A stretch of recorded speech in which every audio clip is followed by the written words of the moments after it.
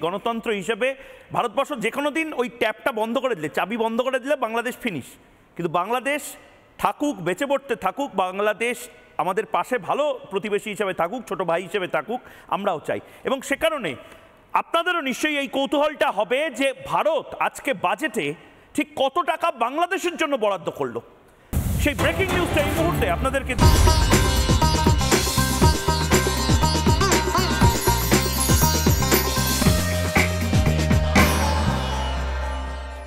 দিচ্ছি। যতই যাই হোক না কেন, বাজেটেও উদারতা দেখালেন নরেন্দ্র মোদী। সুযোগ ছিল আমরা যে টাকাটা বাংলাদেশকে দিই সেই টাকাটা ত্রাণ হিসেবে না দিয়ে বন্ধ করে দেওয়ার। বাংলাদেশকে চাইলেই ভাতে মারা যেত।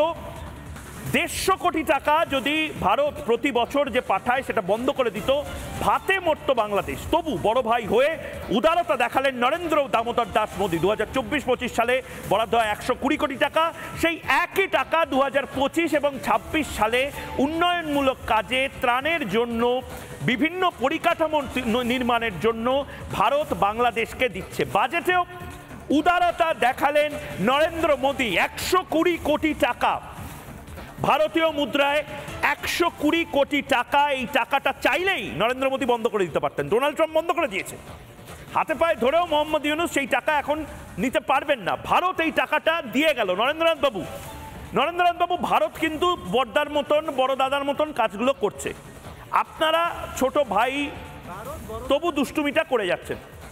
নরেন্দ্রনাথ বাবু কি বলবেন? নমস্কার। ভারতের যশস্বী প্রধানমন্ত্রী শ্রী নরেন্দ্র দামোদর মোদীকে আজকের বাজেটে বাংলাদেশের যে 120 কোটি টাকা বললেন সেটাকে এই উল্লেখ করার জন্য আপনাকে ধন্যবাদ। নরেন্দ্র মোদীকে আপনাদের মাধ্যমে ধন্যবাদ। আর আমরা ছোট ভাই হয়ে কোনো দুষ্টুমি করতেছি না দাদা, আমরা খুব ভালো ব্যবহার করতেছি। কিন্তু বাংলাদেশ থেকে কিছু দুষ্ট লোক আপনারা আশ্রয় প্রশ্রয় দিচ্ছেন, আপনারা বড় ভুল করছেন। 2024 সালে ভারতের সবচেয়ে বড় ভুল শেখ হাসিনাকে চাপা দেওয়া। 2024 সালে ভারতের আরো একটা সবচেয়ে বড় ভুল এটার নাম কি? ট্রাম্পে ভোট দিয়েছে এবং কমলাকে ভোট না দেওয়া। ভারতীয়রা আজ থেকে 30 বছর পর থেকে কান্নাকাটি করবে। এই ঐতিহাসিক ভুলের জন্য আপনাদের চরম মূল্য দিতে হবে। আজ থেকে 30 বছর পরে তো অখণ্ড ভারত হবে। নরেন্দ্রনাথ বাবু, আপনি আর আমি তো একই দেশের নাগরিক হব। অখণ্ড ভারতের, আপনিও হয়তো অখণ্ড ভারতের নাগরিক হবেন। আমি আপনাকে বলছি, এখনো অখণ্ড ভারত চাইবো। আমি কখনো অখণ্ড ভারত চাবো না। আমি আবার বাংলাদেশ 1971 সালে আমার দেশে 30 ঠিক করে দেশটাকে ঠিক রাখুন। নরেন্দ্রনাথ বাবু, দেশটাকে ঠিক রাখুন। আচ্ছা নরেন্দ্রনাথ বাবু, নেত্রীর হালাল এবং হারাম কি হয়? সর্বোচ্চ নেত্রী তিনি নাকি হারাম আর হালাল। দাদা আপনি তো খুব দিন শেষে কিন্তু আপনি তো বড় সাংবাদিক, আমার অনেক জ্ঞানী, আপনাকে বুঝোই। কিডনির রোগ কিন্তু একদিনই হয় না। কিডনি রোগ কিন্তু টের পাইতে অনেক দেরি লাগে, কিডনি ধীরে ধীরে ক্ষয়। গত 15 বছরে শেখ হাসিনা, আপনি বলুন মহিলা প্রধানমন্ত্রীকে আপনারা হারাম বলছেন।